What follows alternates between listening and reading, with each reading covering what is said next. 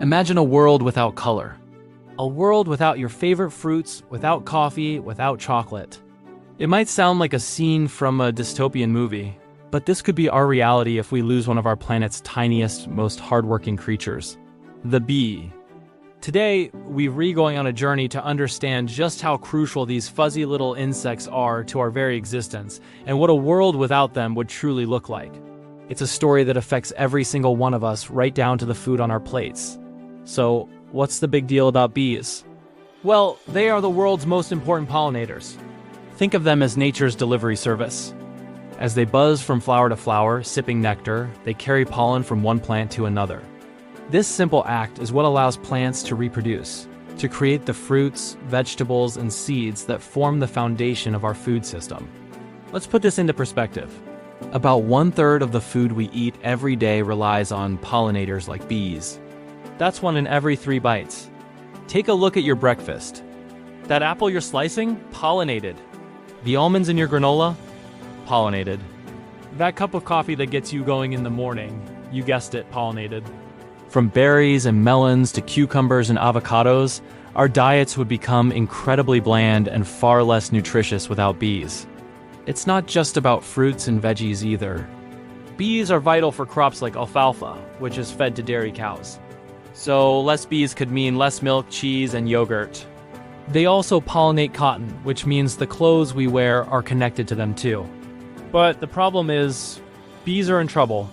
All around the world, bee populations are declining at an alarming rate. This phenomenon is often called colony collapse disorder, where entire bee colonies suddenly vanish, leaving behind their queen and plenty of food. Scientists believe it's caused by a deadly combination of factors. One of the biggest culprits is habitat loss. As cities expand and we pave over meadows and grasslands, we're destroying the very flowers and wild spaces that bees need to survive. It's like demolishing their homes and their grocery stores all at once. Then there's the issue of pesticides. Certain chemical pesticides, especially a group called neonicotinoids, are extremely toxic to bees. When sprayed on crops, these chemicals can affect a bee's central nervous system, making it difficult for them to navigate, find food, and return to their hive. They're essentially getting lost and unable to perform their vital work. Climate change also plays a huge role. Changing weather patterns can disrupt the delicate timing between when flowers bloom and when bees emerge from hibernation. If bees wake up too early and the flowers aren't ready, they starve. If the flowers bloom before the bees are active, they don't get pollinated. It's a fragile natural rhythm that we are throwing out of sync. So let's paint a clearer picture.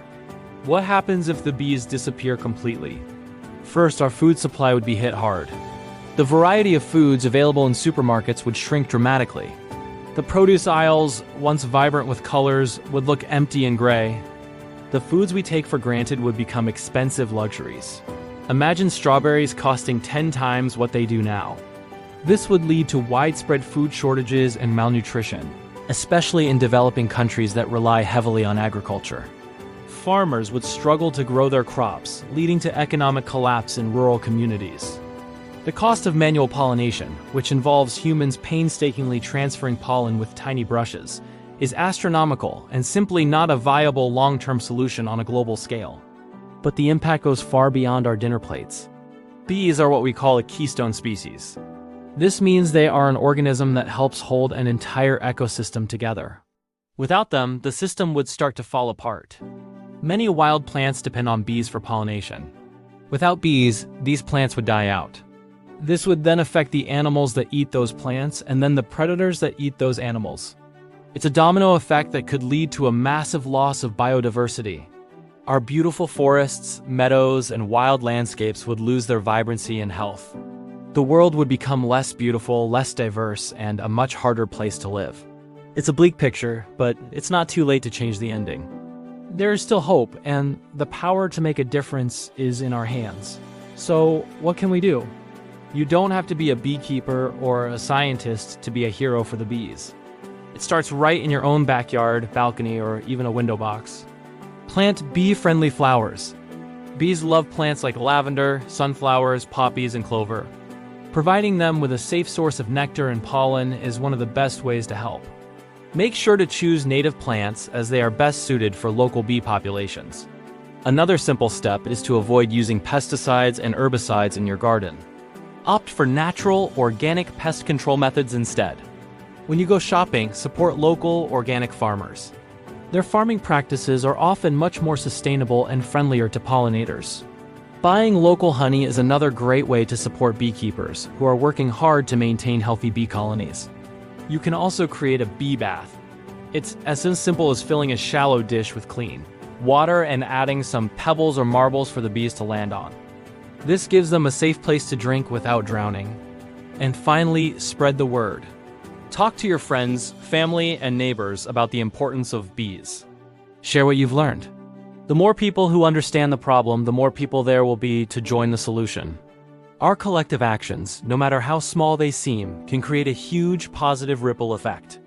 Let's work together to build a world where bees, and in turn, humanity, can thrive. Let's make our planet a more colorful, delicious, and vibrant place for generations to come.